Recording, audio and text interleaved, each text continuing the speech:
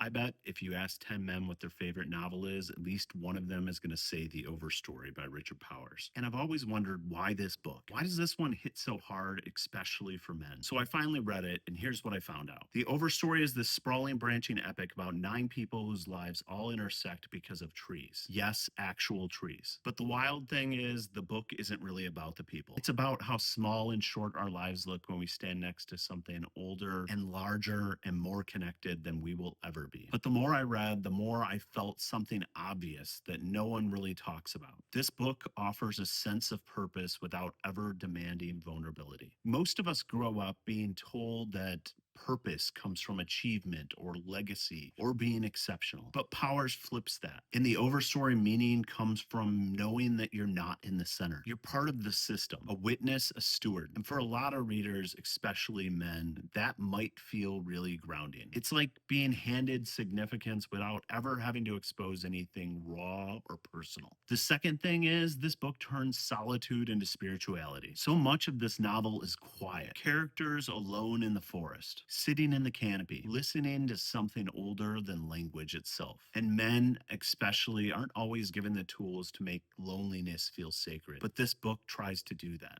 It reframes being alone as being attuned, connected, plugged into something ancient. For a lot of people, that feels like relief. And the third thing is maybe the biggest one. The Overstory taps into the wish to be radical safely. The characters become activists, some of them extreme. They chain themselves to redwoods. They live in the canopy for months. They fight something bigger than themselves. Let's be honest, a lot of us feel that moral spark, the desire to take a stand, but we don't actually want to blow up our lives doing it. This book lets you feel the adrenaline and radicalness of real world action without actually paying the cost. Get the charge of rebellion without the fallout. It's activism that you can live inside for 500 pages and then gently close when it's time for dinner. And beyond all that, I want to give Powers credit for the writing itself. It's strategic, intentional, and almost mathematical. It mirrors a tree's growth, roots, trunk, crown, seeds. He writes in a way that feels like you're zooming out from the individual life into the planetary scale and then back again without ever losing the thread. That's why so many people say this book